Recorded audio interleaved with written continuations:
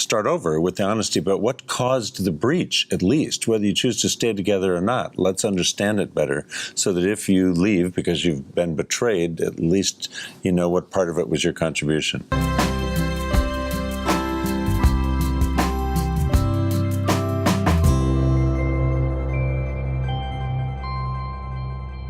If a couple is working on repairing their relationship after an affair, what is the best advice to help them in the bedroom? I'll tell you the advice I usually give.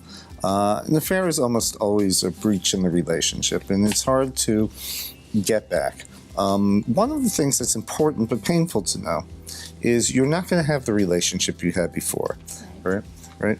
That relationship is done. The question is what you built, right? And the advice in the short term they give people is whether you're interested in having a sexually exclusive relationship or not, in the short term, close off the relationship. Put the pressure back on the two of you developing your sex life. I encourage them to be adventuresome. And the third thing is often the person who had the affair did things with person they had the affair with that they wouldn't have dreamt of doing with the spouse. And ultimately, I encourage them to bring that into the relationship so that the person they're most close with is actually the person they have the most sexual freedom with. Those are really the things I concentrate on in a nutshell. I encourage a lot of healing and not pressure. Waiting for the trust to come back, to feel comfortable with each other. Because most of the time, in case of the women, for example, they experience rage. And I have many women that have beat up their husbands every time they remember. So my advice to that is that they're rebuilding their relationship first and foremost and try to heal each other and get to a point where they can talk nice, because when you have infidelity, the conversation can turn really ugly very fast.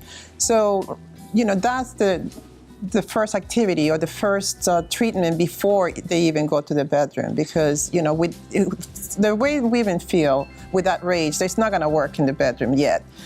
And I think it's very difficult for both sexes because they feel like a sense of betrayal, but also that there's something wrong with them. Why the other person went when, what was wrong with me?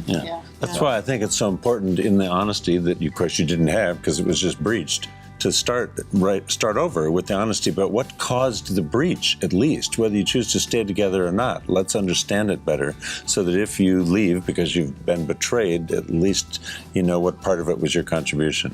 And if you want to stay together, which I wouldn't probably be able to do once there's a breach, then at least start now to have the pure honesty, since that's what was missing, and see if that's even desired by both. If it isn't, it's probably hopeless. But if it is, start practicing it. Yeah, I think after an affair, sex has the potential to be an enormous source of healing in the relationship, and to really take a couple physically and emotionally where words cannot go. And there have been so many words thrown around.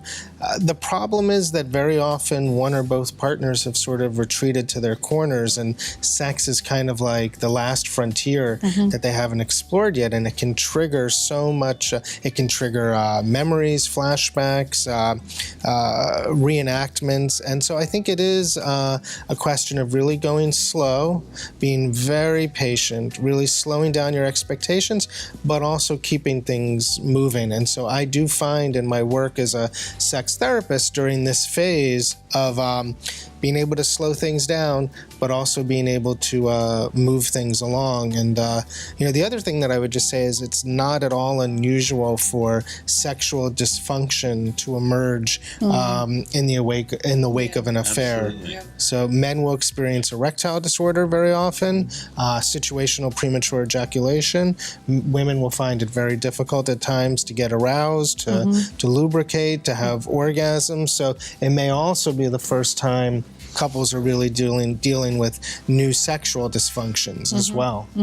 And one of the things that I encourage highly is that, and this happens more in women, for some reason, is that they require the man to tell them everything that happened in details. I don't know if you have that experience, but they want the man to say everything, how they did it, where, and I try to discourage that because she gets re-traumatized and with all the information, and you never did this with me, and why did you spend money on her? It's a very delicate process, like you say. And again, I think healing is very important before anything happens. But sex is part of that healing. Yeah. It can be a very important factor. But I think what our co-panelists are saying, if the couple are in a position to do it, and sometimes after the affair, people aren't yet in a position to heal that way. And I also like, Ellie, what you were saying, that maybe this is a wake-up call to prioritize intimacy and sexuality more, to maybe introduce more adventurousness into the relationship, to understand that the affair, although one person cheated, the context for the affair was co-constructed between both partners in the couple. That's right. Clearly, recovering from affairs is difficult, right? If you're watching and you're going through this, just know you're not alone. There are lots of people out there who can help you. These fine people on the panel are available, or find someone in your community who's able to help you get the answers you need. It's not easy, but clearly it can be done.